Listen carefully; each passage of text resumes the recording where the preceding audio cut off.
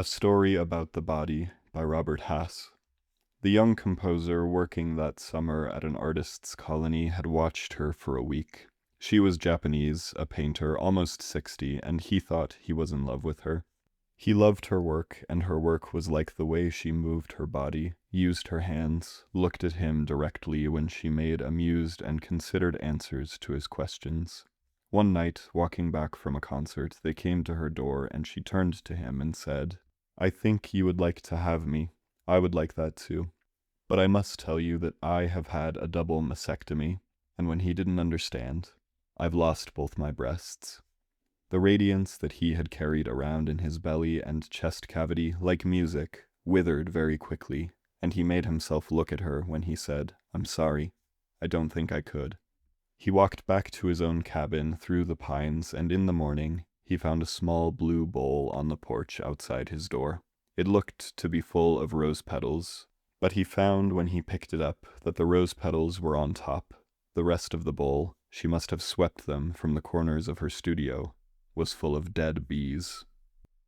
So, that was a poem by Robert Hass, but for some of you, calling it a poem might actually be kind of controversial. I mean, what comes through in this poem that's all that poetic? It doesn't employ rhyme or meter or especially strong figurative language. It doesn't even have line breaks, which is kind of the key distinguisher between poetry and prose if you ask me. However, if you'll think back to my video titled "You Don't Get to Decide What Poetry Is," despite looking like a piece of flash fiction, Hass's poem still counts as a poem because he says it does. What I find most poetic about Hass's piece here is the ending, the bowl full of rose petals and dead bees. While a prose writer could certainly pull that off in a short story, it feels like an ending more suited for poetry. If you're a big poetry reader and writer, you probably already know that a striking image is a great exit strategy for a poem. All literature can and should leave a reader thinking, but this is exactly the kind of image that lends itself to the reflection that I believe poetry encourages. A lot of fiction pieces are more straightforward with their endings than this one is, even though the symbol's first layer seems kind of obvious. It's as if the artist is saying the composer looked to be a bowl full of roses but had nothing but dead bees underneath, and there's a lot to unpack with that specific image. But this poem demonstrates more than poetry's flexibility as a medium. This is also a good example of how a poem can tell a story while still being a poem. As a poet, you can take two approaches to your poetry. You can make your piece more narrative, like Hass has here, or you can take the opposite route, making a poem that's more lyric than narrative. Definitions of what a story actually is will vary. In Ursula K. Le Guin's Steering the Craft, she writes, "I define a story as a narrative of events, external or psychological, that moves through time or implies the passage of time and that involves change."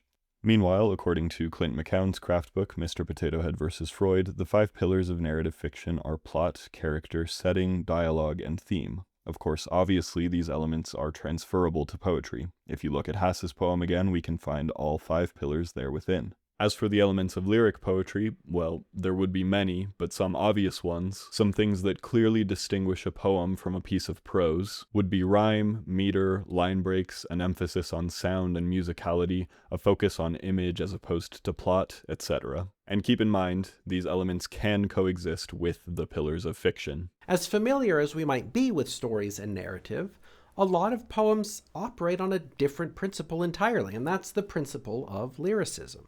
In the words of the philosopher Jan Zwicky, a lyrical approach involves a heightened experience of detail, and the sociologist Andrew Abbott explains that a lyric approach involves the use of a single image to communicate a mood.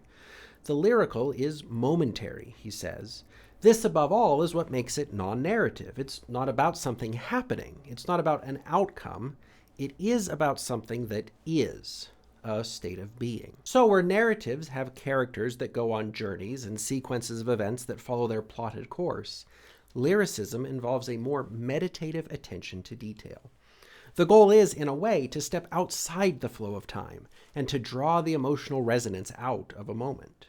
We're not on some journey to slay a dragon, we're contemplating the wheelbarrow glazed with rainwater. Of course, there are rhyming poems that tell stories like Jabberwocky by Lewis Carroll, and there are pieces of prose fiction that focus on rhythm, sound, and musicality. In Steering the Craft, Le Guin highlights the work of Rudyard Kipling, Mark Twain, Zora Neale Hurston, and Molly Gloss. So with all that in mind, let's imagine a spectrum for a minute, or for simplicity's sake, a sliding scale that goes from 0 to 10. Now let's imagine that 0 signifies a poem that is about as lyric as it gets, while 10 is just the opposite, as narrative as it gets. On this theoretical scale, Hass's poem would probably be a 10. On the opposite end of the spectrum, we might have a poem like Mutability by Percy Bysshe Shelley.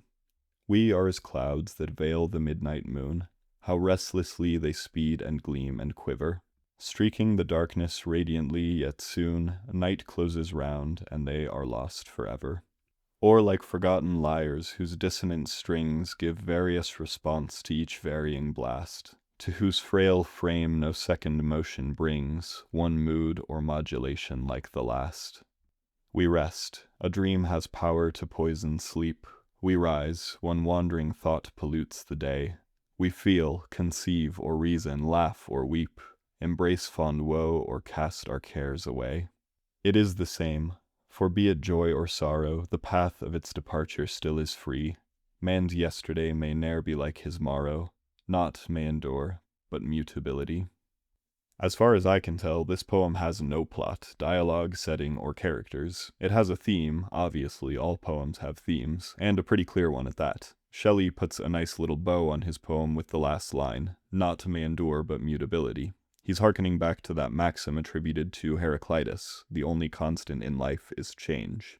I don't think it should be too hard to see all the poetic elements at play here. In Shelley's first stanza, he employs metaphor, saying that humans are like clouds in their movement and changing shapes. In the second stanza, a simile suggests we're like lyres, never quite producing the same sound as we age. The third stanza suggests our dreams and thoughts are never ever the same, nor our changing emotions, and this all comes to a head in the last stanza when Shelley ironically says, "It is the same," the it ironically being the variance we all experience. On top of the devices and suppositions, there's an obvious meter and rhyme scheme, complete with line breaks, making this very clearly a poem rather than a piece of prose. What's more, as already stated, there isn't a plot. There's a progression of thought, but that's clearly not the same as a story. This poem doesn't take place anywhere, nor does anything really happen to anyone. The poem is a collection of ruminations, as many poems are. And notice too how Shelley builds the poem through the accumulation of lyrical moments. With narrative, we would expect to get a series of events. In this lyrical piece, we get a pile of observations, moments, and emotional resonances. Clouds that veil the moon, dissonant strings, the cycles of resting and rising, all of these things come together to draw out resonant insights and emotions, and to communicate them to a reader through imagery rather than plot.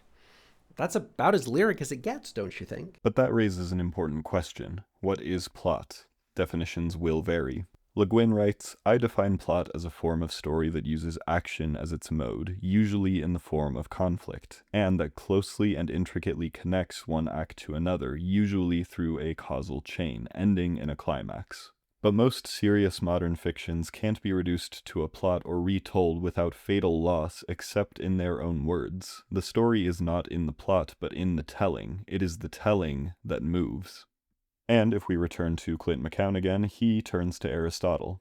Aristotle described plot as an arrangement of incidents into an imitation of action. He also stipulated that this imitation of action should be something whole, something complete in itself. In other words, the action should have a starting point, a natural line of development, and a finishing culmination. What we might call beginning, middle, and end. Furthermore, these parts should be bound together by a sense of dramatic unity, meaning that everything should be connected through causality. Later in the book, McCown adds, I believe all good stories are journeys, even if none of the characters ever gets up out of a chair. That's what every good story does. It covers emotional or psychological ground. The more difficult the ground, the better. And with that in mind, you might be thinking, well, all poems cover emotional and psychological ground. And I would agree with that. But not all poems necessarily take you on a physical journey, even if that journey only takes place in a single room. Even though Shelley's poem might technically have a beginning, a middle, and an end, it doesn't necessarily cover any physical ground. There's no character we can point to and observe a change in. This gets a little complicated though when you consider there are stories that don't actually seem to have character journeys either. Like The Ones Who Walk Away from Omelas by Ursula K. Le Guin. Granted, I would argue that you are the character who goes on a journey in that story, but because it's a pretty non-traditional short story, we could sit here and argue about it for a while. The point is, I'm mostly speaking in generalities here, and you are free to disagree with me however you like. But to illustrate what I'm talking about here and how this might help you in your reading and writing, I want to show you some poems I've read in the last year or so and place them on this spectrum from lyric to narrative. Then I'd love to talk about some of the pros and cons of each approach. I'll be very interested to hear where all of you would rank these pieces on the spectrum. First up, Percival by Brigit Pegeen Kelly. Percival comes. If I pretend he is not here, he grows larger in the barn, filling all the shadows, and then I cannot go in to feed the cows. And I hear the ones who give milk crying for milk, and I see their hearts like children's palms opening and closing in the garden. Even in winter I keep the garden, and Percival, who never looks at flowers, taps his fingers on the water that has frozen in buckets in the barn. I hear that tapping, even as I heard him coming. Last night, through my sleep, through the snow, his heavy black coat dropping like wings. So remember, on our scale 0 means least narrative and 10 means most narrative. With that being the case, I'd probably give this one a 3. We have a setting, what appears to be a dairy farm or just a farm in general. There is a character, the speaker of the poem, and they do seem to be going on some sort of physical journey. But despite those prominent elements, the piece definitely reads more as poetry than as narrative prose to me. Even setting the structure aside, consider the brilliant use of figurative language throughout this poem. I especially love, and I see their hearts like children's palms opening and closing in the garden. We understand that the speaker doesn't mean they literally see the hearts of cows opening and closing in the garden, and of course the operative piece of figurative language in this poem is the titular Percival.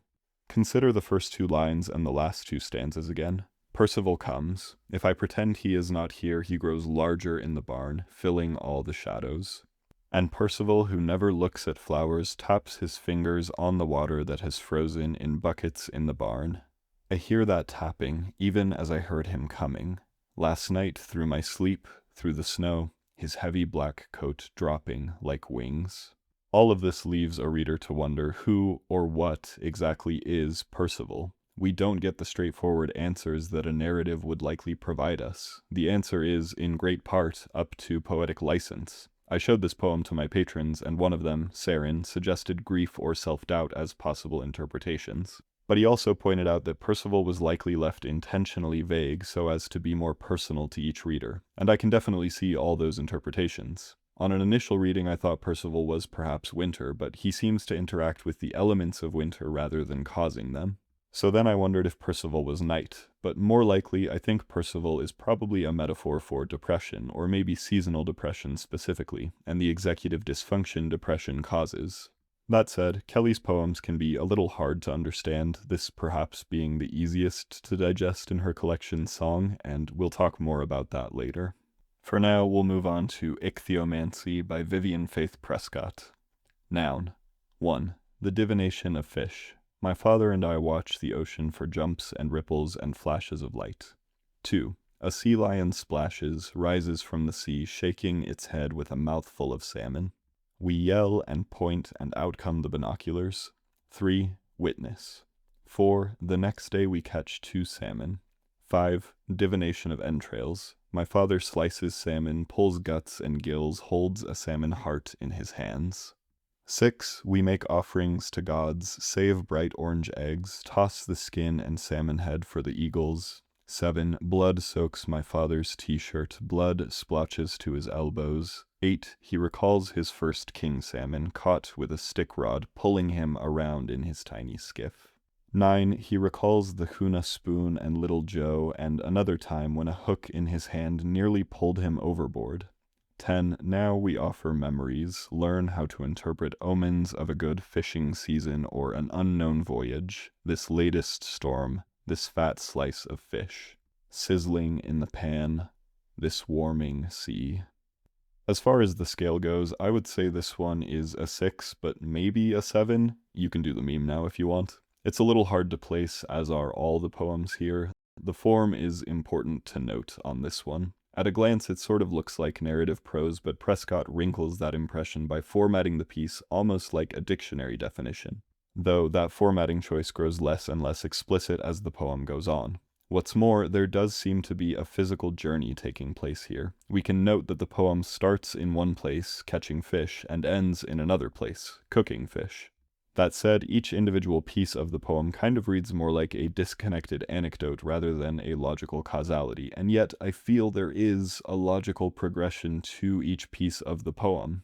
But as for the more poetic elements of the poem, I would say this piece is a lot more concerned with image than plot. For example, a sea lion splashes, rises from the sea, shaking its head with a mouthful of salmon. My father slices salmon, pulls guts and gills, holds a salmon heart in his hand. Blood soaks my father's t-shirt, blood splotches to his elbows. These moments don't appear to serve the narrative in the way the flashbacks and descriptions of action do, but they're still integral components to the piece and its overall project, a reflection on the speaker's relationship with their father and his life. Now, you mentioned that there's a logical progression to the piece, but if I can, I might push back a little and ask whether it's a narrative progression. There is a certain storytelling feel to the piece, but I'm leaning more lyrical, and here's why. While there is a strong sense of time, things are happening in a sequential order, this piece doesn't seem driven by a plot. If you want to use the common language of an inciting incident, a climax, and whatever else, that just doesn't seem to be how this poem works. In fact, the sequential ordering seems to be incidental enough that it requires numbering. The outcome just doesn't seem to be a narrative one. Instead, the piece works more like the lyricism Abbott describes. The poet looks at a situation, feels its overpowering emotion and its deeply affecting human complexity, and then writes a poem trying to awaken those feelings in the minds and even more the hearts of the readers. To me, the language of narrative feels insufficient to account for the way the piece works. We really need to step back and take it in at once to absorb the full accumulation of lyrical moments to grasp the arc, which isn't a narrative arc so much as an emotional one. So for that reason, I'd probably say it's at least as lyrical as the last one we looked at. I would encourage y'all to check out Prescott's book, Fat for Our Stories. I quite liked it. That'll bring us to Some Trees by John Ashbery. These are amazing, each joining a neighbor as though speech were a still performance, arranging by chance to meet as far this morning from the world as agreeing with it. You and I are suddenly what the trees try to tell us we are. That their merely being there means something, that soon we may touch, love, explain. And glad not to have invented such comeliness, we are surrounded. A silence already filled with noises, a canvas on which emerges a chorus of smiles, a winter morning placed in a puzzling light and moving our days put on such reticence, these accents seem their own defense. Yeah, so this one's going to be a 1 for me on the scale. The only thing that I think keeps it from being a full 0 is that the speaker actually places us somewhere. When they say, these are amazing, it suggests that they're actually standing in an orchard or a forest or are otherwise surrounded by trees. And I would agree, this one feels strongly lyrical, but I think I might agree for a slightly different reason. See, even lyric needs to be grounded in place, so the fact that there's a setting, to me, doesn't seem like a notch in the narrative column. But it is clearly doing non-narrative things with the setting. So the sense of place here is more the state of affairs that a lyric piece can reflect on, and maybe off of, than it is the kind of setting that's an active participant in a narrative. You'll also notice that Ashbery is employing a rhyme scheme. He's working with couplets in each stanza. You might find that some of these rhymes are a stretch, and I'd probably agree, but Ashbery kind of just does whatever he needs to in order to make himself understood. With that said, I'm gonna keep it real with you guys. I do not understand this poem very well, which is the case for the bulk of Ashbery's work, at least for me, which is ironic because I know that he desperately does want to be understood, and this is the only way he knows how to do it. But that actually brings up an important point in this discussion of narrative versus lyric poetry. Sometimes we can just ask ourselves the question, how well do I know what's going on in this piece? And the answer to that question might help us understand just how narrative the poem truly is. That might not always work, but I think it helps. When it comes to the work of Ashbery or Kelly, I often have to reread multiple times before I understand what each poet is getting at, even when they're employing a narrative. As for this Ashbery poem, having read it over multiple times, here's what I can glean. Based on the words speech, performance, tell, explain, silence, noises, and accents, this poem seems largely concerned with sound and conversation. Then the words neighbor, arranging, being there, touch, surrounded, and moving suggest the poem is also concerned with proximity. Lastly, the words chance, suddenly, merely being there means something, and not to have invented indicate to me that the poem is also partially about the idea of fate. Ultimately, I think this is a love poem. We get that sense from a lot of different places in the piece, but especially from we may touch, love, explain. I believe the speaker in this poem is trying to say that, ironically, language is not always the best expression of love, nor is any man-made invention. Rather, taking in the world around you with your lover, recognizing the beauty of the universe and the unmeasurable quantum luck required to even meet your lover, that is how you express and experience love. But I don't know, man, I'm just spitballing here. Next, let's take a look at White Collars by Denis Johnson. We work in this building and we are hideous in the fluorescent light. You know our clothes woke up this morning and swallowed us like jewels, and ride up and down the elevators filled with us, turning and returning like the spray of light that goes around dance halls among the dancing fools.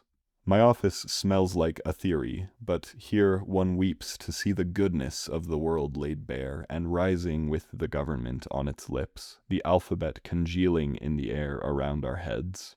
But in my belly's flames, someone is dancing, calling me by many names that are secret and filled with light, and rise and break, and I see my previous lives. The more I read this poem, the more I really like it, despite initially not having very strong feelings about Johnson's collection Incognito Lounge. On the sliding scale, I would probably give this a 4. We do have a character in our speaker, and they do seem to go on a physical journey from home to the workplace, but the poem is far more consumed by its interiority than it is by that physical journey. This figurative language is to die for. You know our clothes woke up this morning and swallowed us like jewels, and ride up and down the elevator filled with us. In just those 2.5 lines, Johnson employs strong imagery, personification, simile, and a pun in the whole ride up. The inclusion of a you in that second line is also really fascinating, especially since the you never pops up again in the poem. But what I like most about the poem is how the speaker outwardly shows contempt for the dancing fools only to admit that they have a dancer inside of them that fills them with light and rise and break. It's such a striking metaphor, and one that lends itself to multiple interpretations. In large part, I think this is an anti-capitalist piece, a piece that shows us how the 9-to-5 and the need to work to survive can drain us of who we are, can suck the passion out of us. I think there's an irony when the speaker says, "But here one weeps to see the goodness of the world laid bare," that irony only compounded by the following line, "and rising with the government on its lips." I feel like no matter where you live, the phrases goodness of the world and rising with the government are not exactly compatible. The surrounding imagery and figurative language drive the point home further. My office smells like a theory, and the alphabet congealing in the air around our heads. It sounds extremely drab compared to the belly's flames and the dancer therein. Sorry to be a basic Gen Z white guy, but how can you not think of Severance when you read this poem? Alright, last up, let's look at Salvage Grain by David Lee. 1. On the way to the feed store, John says we ought to be able to get the grain for $2, and so when the man bid 2.25, I says, "That's that," and John moves behind Jan and whispers, "Bid 2.30, and I says, "What?" And he winks, and I bid, and the man bid 2.5, and John calls him a son of a bitch to Jan, and the other man looks at me to see if I'll bid, and I shake my head no, and John, he punches me and says 3, and I says, "What?" And he says 3, and I says 3, and the man calls me a son of a bitch to his wife, and the other man says, "What's your name?" And John says, "Tell him Homer," and I says, "What?" And John winks again, and I says, "Homer Melvin," because that's all I can think, and he tells the secretary to put down Homer for 10 tons, and we go home. 2. A month later, the man calls John and says, "Where's Homer Melvin?" And John says, "Oh, him? He died." And the man says, "But he bought all this grain, and what am I going to do?" And John says, "Damn, he's sorry, he don't know, but he'd take it off his hands for $2 a hundred." And the man says, "No," and hangs up, but calls John back in an hour and says, "Come and get it." And John calls me, and I get Jan to write a check for $200 for our half, and we go to meet John to go to the feed store, and the man looks at me funny and says, "What's your name?" And I say, "Dave," and he says, "Is that so?" And John says, "You damn right he's Dave. What did you think I made him my partner for?" And we load our $2 grain in John's and my truck and go home.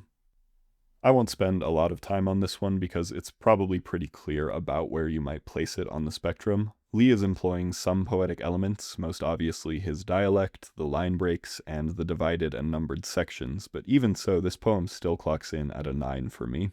This is the form that a lot of Lee's poems take. In fact, several of his poems are formatted like a two-way conversation wherein you are framed as the other participant. But even though poems of this type are probably Lee's most memorable ones for me, he really flexes his broad skill in his collection, the Porcine Canticles. There's a broad range of forms and structures he employs, some shockingly lyric compared to his more narrative pieces. So this one's intriguing because it does seem to have the most narrative flavor of the pieces we've looked at so far.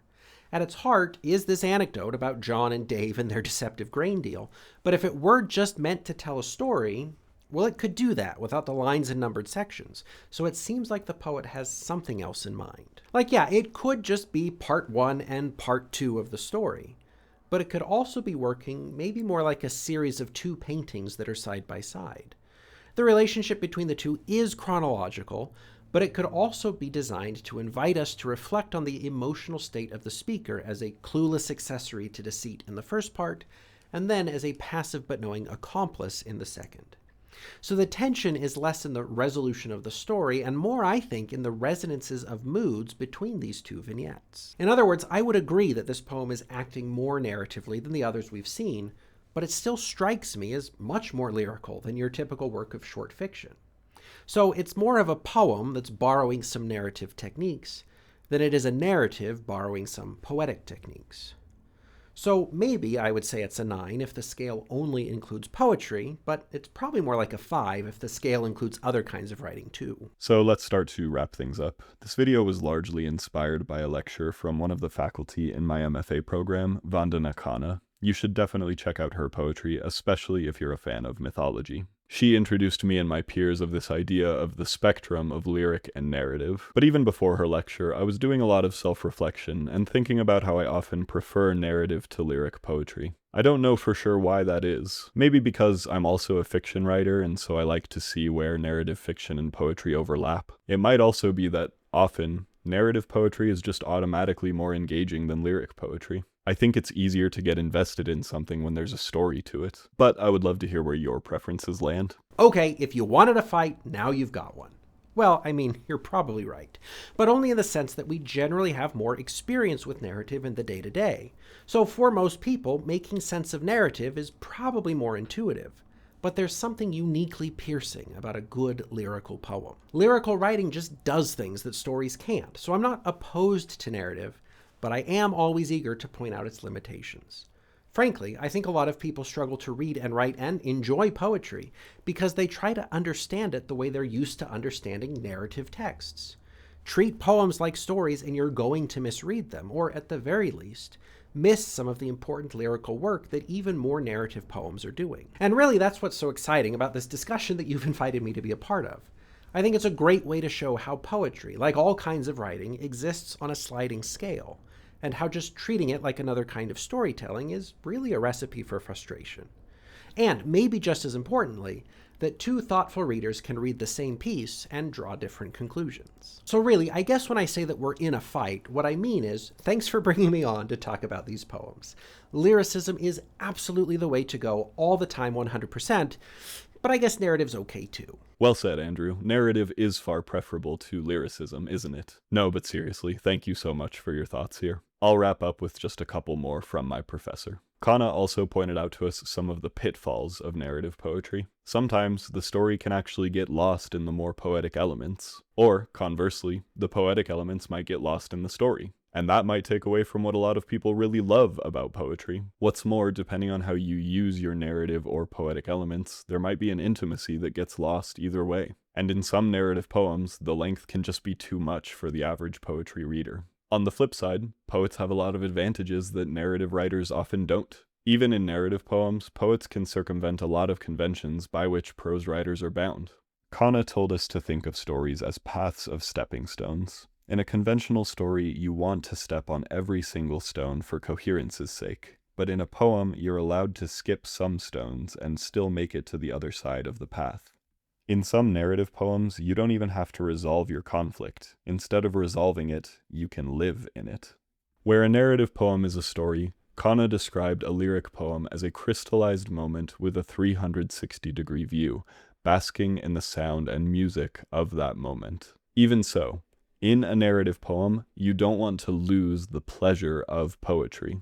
As Kana said, in poetry, there should be no get to the good part. No, it should all be the good part. But what do you think? Where do your preferences rest between narrative and lyric poetry, both as a reader and as a writer? Do you think narratives belong in poetry, or should they remain more noticeably lyric? Please tell me everything.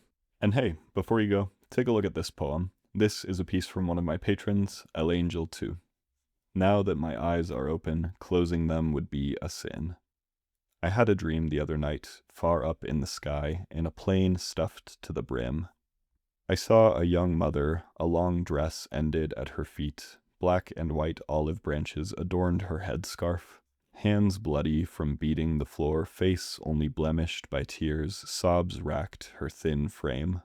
I'm sorry, miss, but you don't have the plane fare. We're taking you back home.